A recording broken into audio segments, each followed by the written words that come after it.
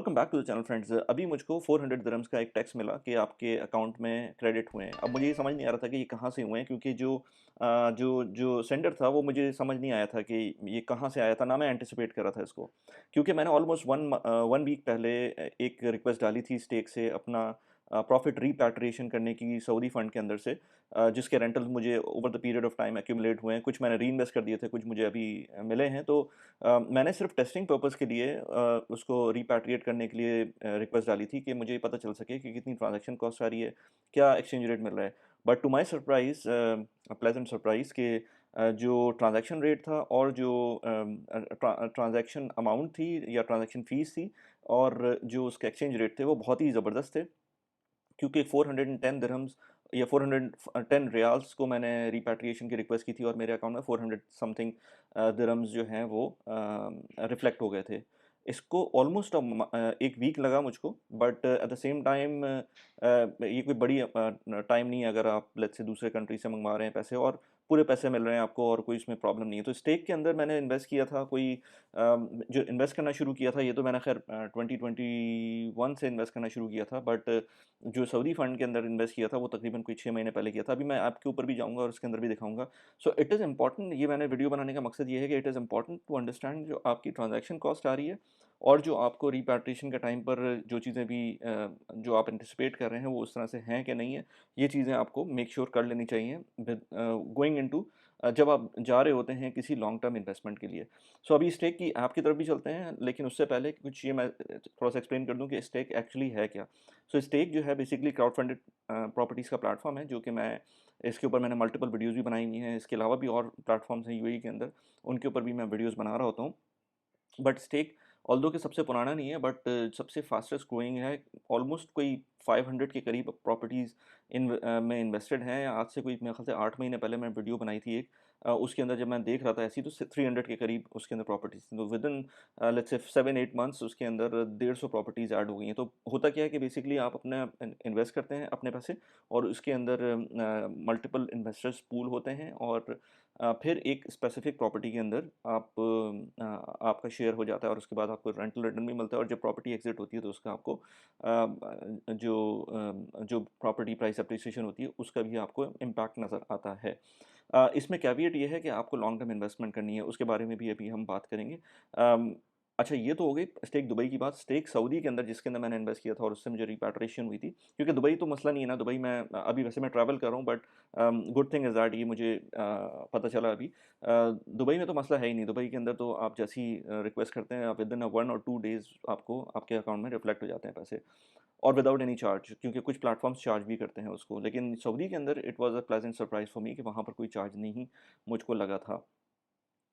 तो बेसिकली मैंने आपको बता दिया कि स्टेक जो है वो इस तरह से ऑपरेट करता है। सऊदी के अंदर डिफरेंट तरीके से ऑपरेट करता है। सऊदी के अंदर क्योंकि आप डायरेक्ट प्रॉपर्टीज़ के अंदर इन्वेस्ट नहीं कर सकते एज़ एन एक्सपर्ट। अब थोड़े से लॉज़ चेंज हुए हैं, लेकिन अभी तक कोई ऐसा सिनेरियो नहीं था कि as a non resident Saudi आप उसके अंदर उनकी प्रॉपर्टीज़ में इन्वेस्ट करें। और अदरवाइज़ अगर करते भी हैं तो उसके अंदर डिफरेंट किस्म के लूप होल्स तो नहीं कहूँगा मैं, डिफरेंट किस्म की प्रॉब्लम्स हैं। अगर आप इन्वेस्ट करते हैं एज़ बीइंग एन इन्वेस्टर तो आपके पैसों में प्रॉब्लम आ सकती है। लेट्स से आप रिपैट्रिएशन करने में प्रॉब्लम आ सकती है, या लेट्स से आपकी अगर रेजिडेंसी ख़त्म होती है उस वक्त भी आपको लिक्विडेट करना पड़ती थी प्रॉपर्टी। अब ऐसा नहीं होगा, but at least as of now as a non resident आपको एक ऑप्शन मौजूद है स्टेक के थ्रू। इसमें आप इंडिविजुअल प्रॉपर्टीज़ में इन्वेस्ट नहीं करते जैसे स्टेक दुबई के केस में करते हैं, बट ये एज अ फंड आप इन्वेस्ट करते हैं। तो मैं जो सब कुछ बता रहा हूँ, बजाय इसके कि बताऊँ आपको, मैं डिस्प्ले करके दिखाता हूँ ऐप के ऊपर। सो मैं स्टेक की ऐप खोल लेता हूँ। थोड़ी देर पहले भी खोली थी, हो सकता है लॉगिन मांगे, हो सकता है ना मांगे। नहीं मांगा इसने लॉगिन, ठीक है। सो ये जो है ये तो दुबई की प्रॉपर्टीज़ की एक ऐप है, इसमें आपको नज़र आ रही है। बल्कि पहले मैं आपको दुबई की प्रॉपर्टीज़ के बारे में बताता हूँ।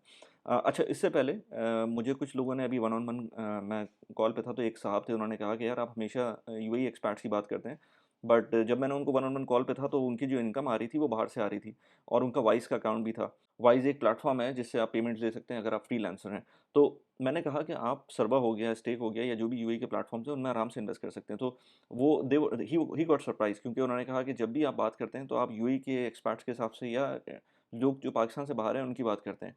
तो मैंने कहा नहीं, मसला सिर्फ़ ये होता है कि जब भी आप इन्वेस्ट कर रहे हैं किसी भी चीज़ के अंदर, एएमएल लॉस की वजह से आपको अपने अकाउंट से ही पैसे भेजने होते हैं। सो अगर आप पाकिस्तान के अंदर हैं और पाकिस्तान का बैंक अकाउंट है और बाहर कोई बैंक अकाउंट नहीं है या बाहर कोई ऐसा प्लेटफ़ॉर्म नहीं है, तो आप नहीं इन्वेस्ट कर सकते।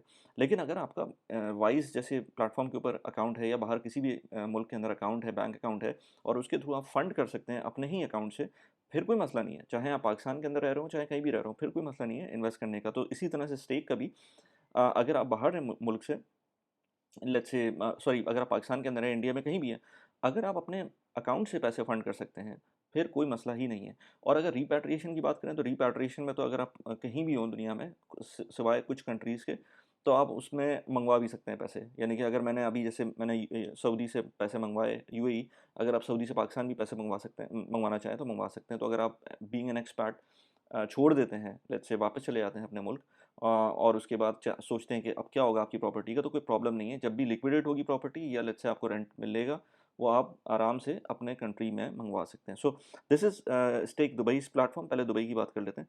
सो दोनों दोनों प्लेटफॉर्म एक ही ऐप के अंदर है। सो यहाँ पर आपको 5 अवेलेबल प्रॉपर्टीज़ नज़र आ रही हैं इस वक्त, जिसके अंदर one bed in Burj view downtown, और ये न्यू लिस्टिंग है studio in West Avenue tower Dubai, studio in Fair View residency. इसके अंदर अगर आप जाएंगे अंदर, जो जो भी प्रॉपर्टीज़ हैं इसके अंदर, लेट्स से मैं किसी में जाता हूँ, one bed in Burj view के अंदर जाता हूँ, तो इसके अंदर अगर जाएंगे तो आपको नज़र आएगा कि कितने अमाउंट की प्रॉपर्टी है, 1.6 मिलियन की प्रॉपर्टी है। दिरहम्स पर स्क्वायर फीट नज़र आ रहा है। 793 इन्वेस्टर्स अब तक इसमें इन्वेस्ट कर चुके हैं, और अगर फर्दर और आएंगे तो पता चलेगा 84% के करीब फंडेड प्रॉपर्टी है। बैलेंस पोर्टफोलियो है, इसके बारे में मैंने अलग से बात भी की थी स्टेक के अंदर। डिफरेंट किस्म के पोर्टफोलियोज होते हैं, बैलेंस होता है और ग्रोथ होता है। या एक और प्लेटफॉर्म होता है, वो अभी भी देख लेते हैं उसको भी, अगर नज़र आता है मुझको। सो ये बैलेंस प्लेटफॉर्म पोर्टफोलियो है, यानी कि इसके अंदर रेंटल रिटर्न भी आपको अच्छा मिल रहा होगा, और प्रॉपर्टी प्राइस अप्रिसिएशन का भी अच्छा चांस होगा। इन्वेस्टमेंट कैलकुलेटर भी उसके अंदर दिखा दिया उन्होंने, और ये बाकी इसके अपने जो करंटली लेटेस्ट फंडिंग डेट बता दिए कि एट मैक्स 17 अगस्त तक जो है ना प्रॉब्ली ये फंड हो जाएगा, शेयर सर्टिफिकेट इशू हो जाएंगे 1 सितंबर तक, और रेंटल पेमेंट इसकी 30 सितंबर से आना शुरू हो जाएगी, वरना एटलीस्ट 31 अक्टूबर से तो आ ही जाएगी। ये इस तरह से इन्होंने लिखा हुआ है। एग्जिट विंडो के बारे में अभी बात करते हैं। So these kind of things are mentioned here. अच्छा, इसके अलावा अगर मैं अपने पोर्टफोलियो के अंदर जाऊँ, 82,957 का पोर्टफोलियो है। ऑल टाइम रिटर्न्स 7,700 दिरहम्स हैं, क्योंकि ये आपको इस तरह से आप नहीं लगा सकते कि मैंने कितना का पोर्टफोलियो और कितने के रिटर्न्स आए, क्योंकि कुछ प्रॉपर्टीज़ मैंने अभी रिसेंटली इसमें अपना अपना जो अपना पार्ट था वो प्ले किया। मैं ये तो नहीं बोलूँगा प्रॉपर्टीज़ खरीद ली हैं, क्योंकि इसमें से कुछ कुछ पार्ट मैंने इसमें बाई किया है। टोटल रेंटल इनकम अब तक की मेरे पास आ चुकी है 4,400 दिरहम्स, और लास्ट मंथ का रेंट है 135 दिरहम्स। अगेन 135 दिरहम्स को इस तरह से आप नहीं कह सकते कि 82,000 दिरहम्स का पोर्टफोलियो है और 135 दिरहम्स का लास्ट मंथ का रेंटल है। इस तरह से आप नहीं कह सकते।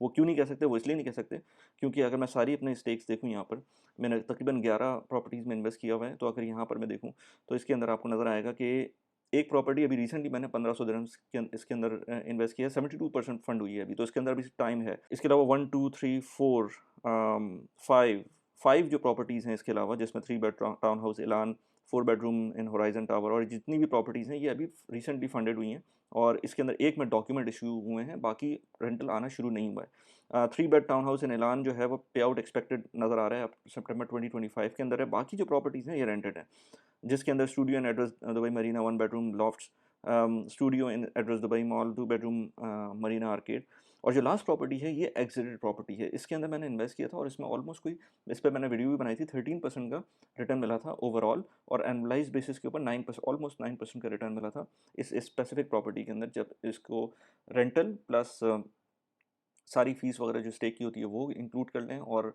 जो इसकी प्रॉपर्टी प्राइस अप्रिसिएशन थी, तो तकरीबन कोई एग्जिटेड के अंदर हमको 13% यहाँ नज़र आ रहा है, लेकिन एनुअलाइज बेसिस के ऊपर 9% का रिटर्न मिला था। इसी तरह से बाकी प्रॉपर्टी जो मैंने ली हुई है इसके अंदर 1.4% का रिटर्न, प्रॉपर्टी प्राइस अप्रिशिएट हो चुकी है। ये रिटर्न नहीं है, ये प्रॉपर्टी प्राइस अप्रिशिएटेड है। और इसी तरह से the studio in Dubai address Dubai mall 10.85% का है, इसमें जो अप्रिसिएशन है। इसी तरह से वन बेड इन लॉफ्ट्स के अंदर 13% का रिटर्न प्राइस अप्रिसिएशन है। इसी तरह से सो एन एंड सो फोर्थ। सो इस तरह की इन्फॉर्मेशन आपको इसमें मिल सकती है। एक इंपॉर्टेंट चीज़ जो मैं बता दूं इसके अंदर, वो ये कि लेट्स से मैं अगर किसी भी अगेन दोबारा से किसी प्रॉपर्टी के अंदर जाता हूँ, तो इसमें आपको ये नज़र आएगा कि लेजिटिमेसी क्या है? क्योंकि ये जो स्टेक का प्लेटफ़ॉर्म है जो यूएई का प्लेटफ़ॉर्म है उसके अंदर ये डीएफएसए दुबई फाइनेंशियल सर्विसेज़ अथॉरिटी के थ्रू रेगुलेटेड है। तो अगर मैं किसी भी प्रॉपर्टी के अंदर जो रेंटेड है और जिसके सारे डॉक्यूमेंट्स पूरे हो चुके हैं उसके अंदर जाऊँ, तो उसमें आपको नज़र आएगा कि यहाँ पर अगर मैं देखूँ ये लास्ट का ऑप्शन आ रहा है व्यू प्रॉपर्टी एसपीवी ऑनलाइन, तो यहाँ पर ये जाएगा मुझको लेकर दुबई फाइनेंशियल डीआईएफसी सॉरी दुबई जो फाइनेंशियल सेंटर डीआईएफसी का पब्लिक रजिस्टर है वहाँ पर लेके जाएगा और उसके अंदर आपको एक एसपीवी जब क्रिएट होता है ना, जब होता ये है कि जब आप प्रॉपर्टी में इन्वेस्ट करते हैं और जितने भी इन्वेस्टर्स होते हैं उनके बिहाफ के ऊपर एक एसपीवी क्रिएट होता है, उस एसपीवी के थ्रू प्रॉपर्टी बाय की जाती है, क्योंकि जैसे नॉर्मल प्रॉपर्टी होती है उसके अंदर आपका नाम नज़र आ रहा होता है आपके रजिस्टर के ऊपर, लेट्स से जो आपका जो टाइटल डीड होती है उसके ऊपर आपका नाम नज़र आ रहा होता है। But in case of 700 investors, 600, 500, 300, what ever the number is, अगर इतने सारे इन्वेस्टर्स हैं तो ऑफ कोर्स आपका नाम उसमें नहीं प्रिंट होगा इतने सारे इन्वेस्टर्स का, तो वो एक एसपीवी क्रिएट होती है, उसकी भी कॉस्ट होती है जो कि आपकी जब भी आप एक्वायर करते हैं तो इसके अंदर शामिल होती है। तो एसपीवी लेट्स से ये जो एसपीवी है इसका special purpose vehicle SPC SPL PC 60 के नाम से है और इसको अगर आप देखेंगे तो इसके अंदर आपको इतने सारे नाम आ रहे हैं, इसमें मेरा नाम भी है। सो अगर यही चीज़ आप देखना चाहेंगे लेट्स से किसी भी प्रॉपर्टी के अंदर, ये ऑनलाइन है बाय द वे, ये स्टेक की वेबसाइट नहीं है, तो ये डीआईएफसी की वेबसाइट है। इसी तरह से आप डीआईएफसी की वेबसाइट जाएँ, उसके अंदर जैसे मैं अगर इस एसपीबी को दोबारा से अगर लैपटॉप पे जाके देखूँ, सो फ़र्ज़ करें मैं किसी और प्रॉपर्टी पे चला जाता हूँ। सो लेट्स से मैं इसके अंदर जाता हूँ let's say a, studio in Address Dubai mall.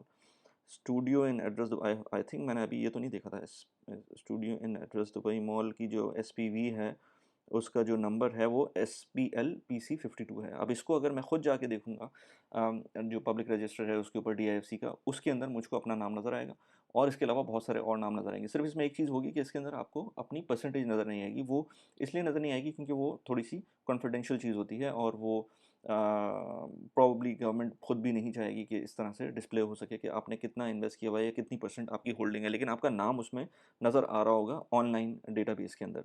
सो ये चीज़ बहुत इंपॉर्टेंट है कि आपको ये पता हो कि आप जिस चीज़ में भी इन्वेस्ट कर रहे हैं, ये इसकी बैकिंग जो है ये सिर्फ ऐप की बेसिस के ऊपर नहीं है, इसकी बैकिंग जो गवर्नमेंट के रजिस्टर्स हैं, गवर्नमेंट के रिकॉर्ड्स हैं, उसके अंदर भी है। ये इंपॉर्टेंट चीज़ थी। इसके अलावा अगर आपको इन्वेस्ट करना है स्टेक के अंदर, तो मेरा रेफरल कोड नीचे दिया हुआ है, इसमें आपको जब भी इन्वेस्ट करेंगे तो आपको कुछ अमाउंट आपका रिफ्लेक्ट होगी आपके, जब भी आप इन्वेस्ट करते हैं 2000 दिरहम से ऊपर, तो आपके अमाउंट नज़र आएगी। आपको एक रेफरल बोनस मिलेगा मेरे लिंक को यूज़ करते हुए, तो please do check that out. अच्छा, स्टेक यूएई और स्टेक सऊदी दोनों के लिए डिफरेंट रेफरल कोड्स हैं, तो वो नीचे मैंने डिस्क्रिप्शन में डाले हुए हैं। सो ये हो गया, आई थिंक मैंने सब कुछ बता दिया है दुबई का, लेकिन एक चीज़ इम्पॉर्टेंट ये कि वीडियो वैसे लंबी हो रही है बट स्टिल मैं ट्राई कर रहा हूँ कि सारी चीज़ें बताऊँ इसके अंदर। जो आप अगर चाहें कि लिक्विडेट करना, तो लिक्विडेट इतना आराम से नहीं होता, क्योंकि इसके अंदर 6 मंथ्स का एग्जिट विंडो आती है, उस टाइम पर आप अपनी प्रॉपर्टी सेल के लिए लगा सकते हैं। बट उसके अंदर मैं किसी को रिकमेंड नहीं करता कि आप एग्ज़िट विंडो के थ्रू जाएँ, क्योंकि उसके अंदर ज़्यादातर आपको नुकसान हो रहा होता है। 10% 15% का आपको एक हिट पड़ रही होती है। बाय द वे, जितनी मेरी जितनी मेरी प्रॉपर्टीज़ थी जो मैंने आपको दिखाई थी, अगर आपने इन प्रॉपर्टीज़ में इन्वेस्ट किया है तो ज़रूर नीचे कमेंट्स में लिख के बताएँ। सो जब भी इन्वेस्ट करें इसके अंदर, लॉन्ग टर्म इन्वेस्ट करें, लॉन्ग टर्म बेसिस के ऊपर इन्वेस्ट करें, क्योंकि अगर शॉर्ट टर्म पे करेंगे तो इसके अंदर फ़ायदा नहीं होगा। आप जब भी एग्ज़िट करने जाएँगे तो आपकी जितनी भी फ़ीस है वो ऑफ कोर्स आप फ़ीस पे कर चुके होंगे। जिस तरह से नॉर्मल प्रॉपर्टी होती है, अगर आप प्रॉपर्टी के अंदर इन्वेस्ट करते हैं तो आपको जल्दी उसको लिक्विडेट करने की कोशिश करेंगे तो आपको जो आपकी शुरू के पहले साल की फ़ीस होगी, जिसके अंदर प्रॉपर्टी एजेंट की फ़ीस हो सकती है, जिसके अंदर डीएलडी की फ़ीस हो सकती है, कोई और चार्जेस हो सकते हैं, तो वो सारे तो आपके संक कॉस्ट के अंदर जाएँगे, तो वो आपके पैसे नहीं मिलेंगे आपको वापस। इसीलिए जो भी पैसे इन्वेस्ट कर रहे हैं स्टेक के अंदर, वो मैं तो एटलीस्ट 4 टू 5 ईयर्स की होराइज़न के ऊपर करता हूँ, बल्कि ज़्यादा ही कर लेता हूँ, 5 ईयर्स के ऊपर मैं सोचता हूँ। अदरवाइज़ मैं पैसे इन्वेस्ट नहीं करता स्टेक की प्रॉपर्टीज़ के अंदर। एक और इम्पॉर्टेंट चीज़ ये कि जब भी स्टेक की प्रॉपर्टी के थ्रू इन्वेस्ट करते हैं यूएई की प्रॉपर्टीज़ के अंदर, तो आपको गोल्डन वीज़ा के लिए एलिजिबिलिटी भी हो जाती है अगर आप 2 मिलियन की प्रॉपर्टीज़ लेते हैं। किसी ने पूछा था ये मुझसे वन ऑन वन कॉल के अंदर, और फिर मैंने कंफर्म किया था स्टेक से कि अगर आप कोई प्रॉपर्टी किसी ने ले ली हो लेट्स से 1.8 मिलियन की, अब 2 लाख दिरहम्स उनके कम हो रहे हों उनके गोल्डन वीज़ा के लिए, तो क्या वो स्टेक की प्रॉपर्टी ले सकते हैं 2 लाख दिरहम उसको मेकअप करने के लिए? तो अभी तक एटलीस्ट ऐसा कुछ नहीं हो सकता कि अगर आप चाहें कि उसको टॉप अप करना चाहें तो ऐसा नहीं हो सकता। जो भी आपको स्टेक के अंदर इन्वेस्ट करनी है अमाउंट, वो पूरी 2 मिलियन दिरहम्स होगी और बहुत सारे लोगों ने ऐसा किया हुआ है कि 2 मिलियन दिरहम्स डिफरेंट प्रॉपर्टीज़ के अंदर इन्वेस्ट किया हुआ है ताकि वो गोल्डन वीज़ा के लिए एलिजिबल हो जाएँ। लेकिन जैसे ही उस थ्रेशोल्ड से नीचे आएँगे, तो फिर आपको प्रॉब्लम होगी, तो आपको अपना टॉप अप करना पड़ेगा अकाउंट। तो अच्छी बात ये है कि रेंटल आपको मिलता रहेगा। अच्छा, रेंटल मेरा जो एटलीस्ट मैं आपको बता सकता हूँ, मेरे पोर्टफोलियो का जो रेंटल रिटर्न है वो 4.5% है।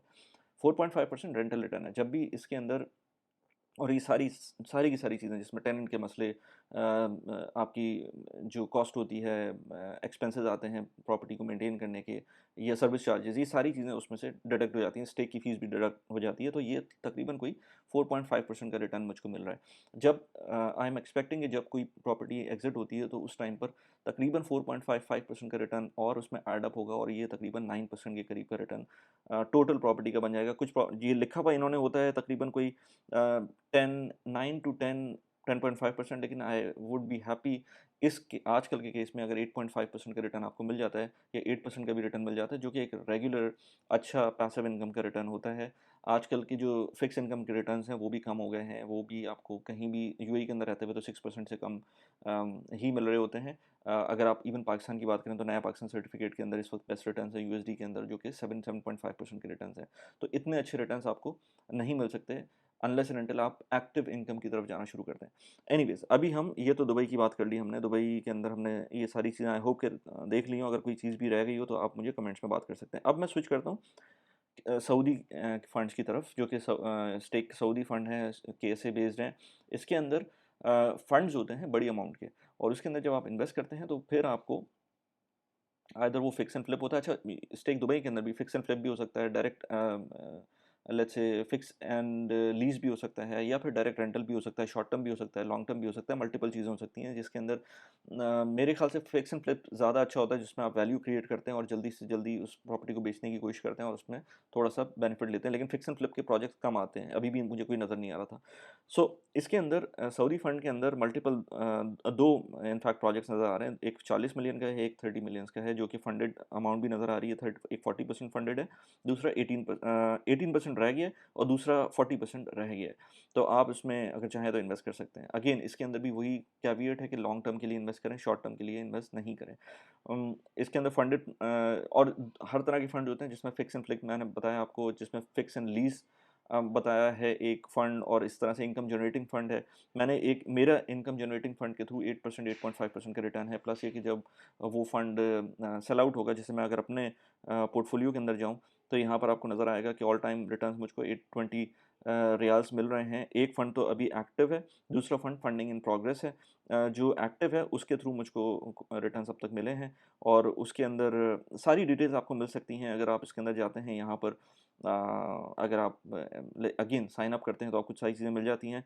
एनुअलाइज़्ड रिटर्न जो है 10.63% का है, डिविडेंड यील्ड 8% की है। डिविडेंड यील्ड का मतलब ये है कि मुझको 8% जो मैंने इन्वेस्ट किया हुआ है उसको ईयरली बेसिस के ऊपर, प्रो रेटा बेसिस पे मंथली मिल रहा है मुझको, और उसके ऊपर आई थिंक 5% वैट भी लगता है, या 15%, नहीं 5% विदहोल्डिंग टैक्स है on all dividends and capital gains if the investor is not Saudi tax resident, जो कि मैं नहीं हूँ।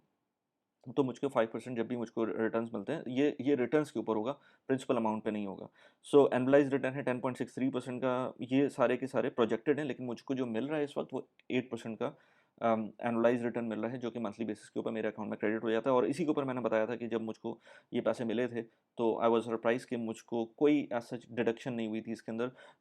मैं अगर इसके अंदर अपना वॉलेट दिखाऊँ, तो वॉलेट के अंदर वियो बैंक के अंदर मैंने विथड्रॉ किया था 410 रियाल्स, और मेरे वियो बैंक के अंदर 400 दिरहम्स एग्जैक्टली उसी तरह से रिफ्लेक्ट हो गए थे। और अगर आप गूगल पे जाके देखेंगे तो 410 riyals are almost the same as 400 dirhams. एक और इम्पॉर्टेंट बात ये कि जब मैंने इसको फंडिंग की थी तो उसके अंदर भी बहुत मज़े की चीज़ हुई थी। जब मुझे नहीं पता था, क्योंकि अगेन सऊदी फंड था, मुझे नहीं पता था क्या ट्रांजैक्शन कॉस्ट आएंगी, तो मैंने उसको पहली दफ़ा क्रेडिट कार्ड से फंड किया, और क्रेडिट कार्ड से कोई एक्स्ट्रा चार्ज नहीं लगा था। फिर मैंने स्टेक से पूछा भी, तो उन्होंने भी कंफर्म किया था कि क्रेडिट कार्ड पे ये एटलीस्ट खुद कोई एक्स्ट्रा चार्ज नहीं लगा रहे। अगर आपकी कंपनी कुछ लगा रही है तो अलग बात है, यानी कि कोई बैंक अगर लगा रहा है तो अलग बात है, लेकिन बैंक ने भी कोई बहुत ज़्यादा चार्ज नहीं लगाया था। मुझे इतने अच्छे रेट नहीं मिले थे एक्सचेंज के, बट फिर भी इतने बुरे भी नहीं थे, और मुझको 2% का कैशबैक भी मिल गया था जब भी मैंने इन्वेस्ट किया था। सो 2% का कैशबैक वहाँ मिला था, प्लस ये कि थोड़े बहुत रेफरल बोनस यहाँ मिल जाते हैं, कैशबैक भी मिल जाता है। जब भी आप इन्वेस्ट करते हैं तो उसका भी कैशबैक होता है। सो अच्छा खासा आपको एक फ़ायदा मिल रहा होता है और with 8% return I think it's not bad. Again, again, again अपनी ड्यू डिलिजेंस करें।